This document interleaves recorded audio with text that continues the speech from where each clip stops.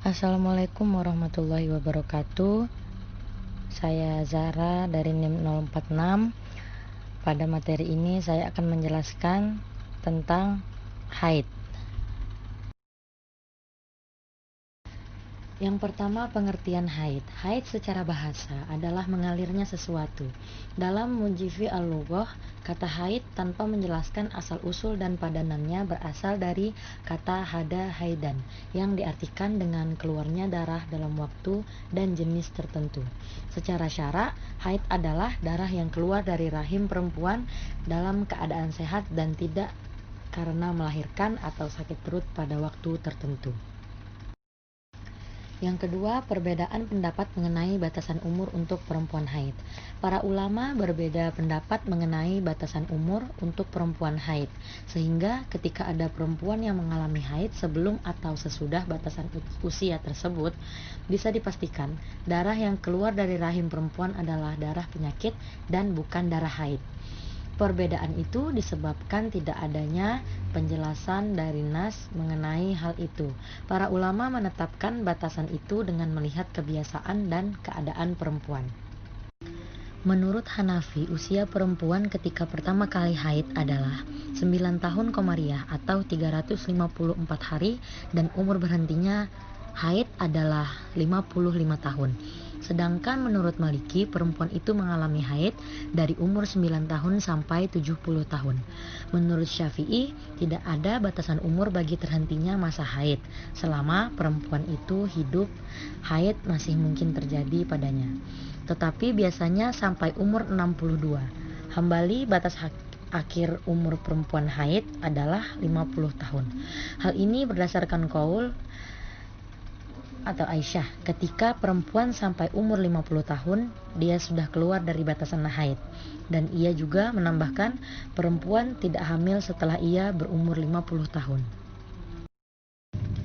Ad-Darimi berkata, setelah melihat pendapat yang berbeda tentang hal tersebut, ia berkata, semua pendapat itu menurutku salah, karena semua pendapat itu didasarkan pada keluarnya darah haid. Maka, jika sudah keluar darah dari rahim perempuan pada keadaan bagaimanapun atau usia berapapun, pastilah ia haid.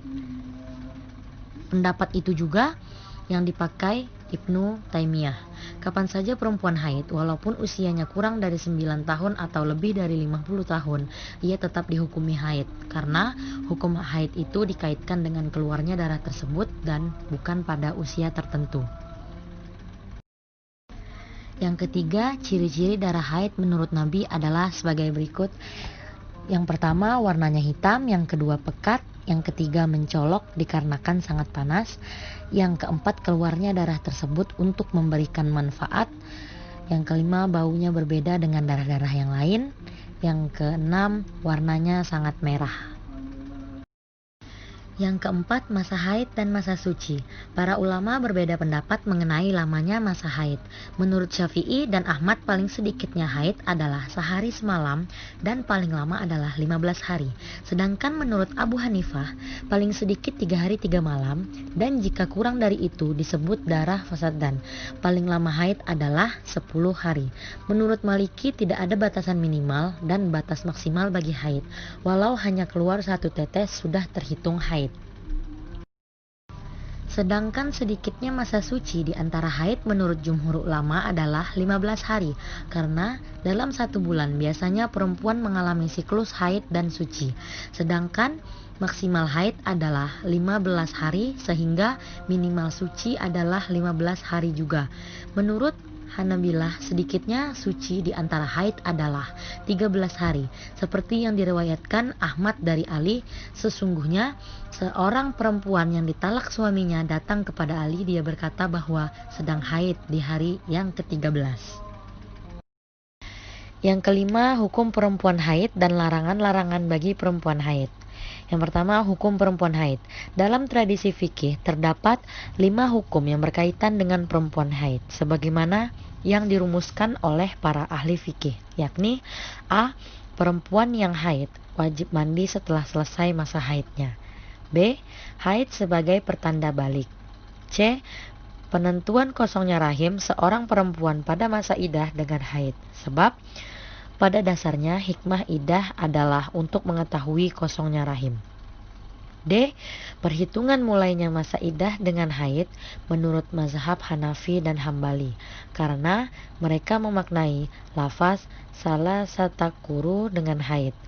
Iddahnya perempuan yang tidak hamil otomatis selesai dengan selesainya haid yang ketiga, dan haid yang terjadi ketika talak tidak terhitung. Sedangkan menurut mazhab Maliki dan Syafi'i, kuru berarti at-tuhru, maka perhitungan iddah dimulai dengan masa suci dan berakhirnya masa iddah dengan mulainya haid yang ketiga. Masa suci saat jatuhnya talak terhitung dalam hitungan salasataquru walaupun cuma sebentar. E. Ditetapkannya kafarah atau hukuman karena melakukan jima pada masa haid. Pada larangan-larangan bagi perempuan haid, ada 8 yang dilarang bagi perempuan haid, yaitu yang pertama sholat, yang kedua sujud tilawah, yang ketiga menyentuh mushaf, yang keempat masuk masjid, yang kelima tawaf, yang keenam iktikaf, yang ketujuh membaca Al-Quran, dan yang kedelapan talak. Sekian dari presentasi saya. Jika ada yang kurang jelas bisa ditanyakan. Mohon maaf atas segala kekurangannya. Wassalamualaikum warahmatullahi wabarakatuh.